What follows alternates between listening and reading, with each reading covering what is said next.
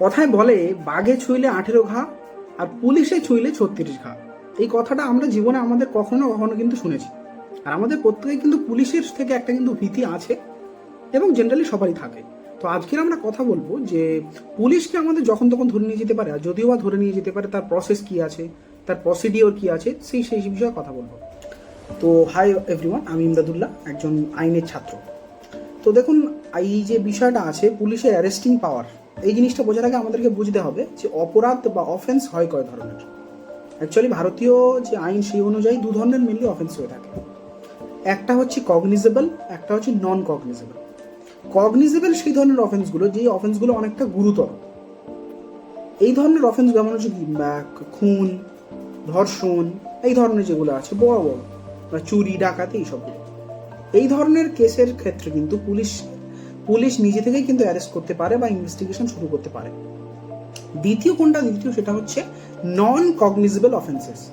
এই ধরনের অফেন্স বা অপরাধের ক্ষেত্রে কিন্তু পুলিশ নিজে থেকে কোনো সঙ্গীন বা কগনিজেন্স নিতে পারবে না। অর্থাৎ নিজে যদি কোনো অ্যারেস্ট করতে চায় বা কোনো ইনভেস্টিগেশন শুরু করতে চায়, তার কিন্তু ম্যাজিস্ট্রেটের কাছ থেকে লিখিত পারমিশন দরকার লাগবে। তো যদি এবার বোঝা যায় কখন ধরতে পারবে কখন ধরতে পারবে না।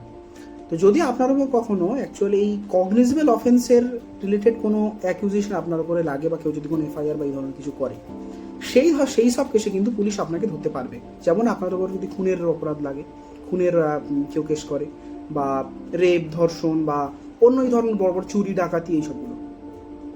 কিন্তু যদি আপনার উপরে কেউ পেটি ক্রাইম যেগুলো আছে নন কগনিজেবল, যেমন হচ্ছে কি কেউ তুমি গাল দিয়ে দিয়েছো, ডিফেমেশন, অথবা ছোটখাটো মারামারি, হাতাহাতি, এসবগুলো কিন্তু নন কগনিজেবল আন্ডারে আসে। অর্থাৎ তুমি সময় পাবে যথেষ্ট নিজেকে বাঁচানোর বা আইনত প্রক্রিয়া ব্যবস্থা নেওয়ার। কিন্তু যদি কখনো কগনিজেবল অফেন্স রিলেটেড কোনো ঝামেলা হয়, তখন কিন্তু সমস্যা আছে। সেই সময় কি করণীয়? সেই সময় এটাই করণীয় যে নিজের যে উকিলবাবু একটা যে আছে তাকে ধরুন এবং তাকে দিয়ে একটা আমাদের সেশন কোর্ট বা হাইকোর্টে যে কোনো একটা জায়গায়, আমাদের ভারতীয় ন্যায় সংহিতা 482 সেকশন এবং সিআরপিসির 438 নম্বর সেকশন আন্ডারে আপনি কিন্তু অ্যান্টিসিপেটরি বেলের জন্য আবেদন করতে পারেন। যদি এই ধরনের বেল ডিনাই হয়ে যায় তাহলে খুব সমস্যার বিষয়, কারণ তখন কিন্তু পুলিশ আপনাকে অ্যারেস্ট করবে এবং তার অ্যারেস্টের পরে আবার কিন্তু নর্মাল যেরকম বেলের অ্যাপ্লিকেশন দিতে হয় সেরকম অ্যাপ্লিকেশন আপনাকে দিতে হবে। তো এই হচ্ছে বিষয়টা, ভয় পাওয়ার কোনো দরকার নেই। জিনিসগুলো জেনে রাখা ভালো, বিপদে কাজে লাগবে। আর আরও এই ধরনের জিনিসপত্রগুলো জানার জন্য আমাদেরকে ফলো করতে পারো। Thank you.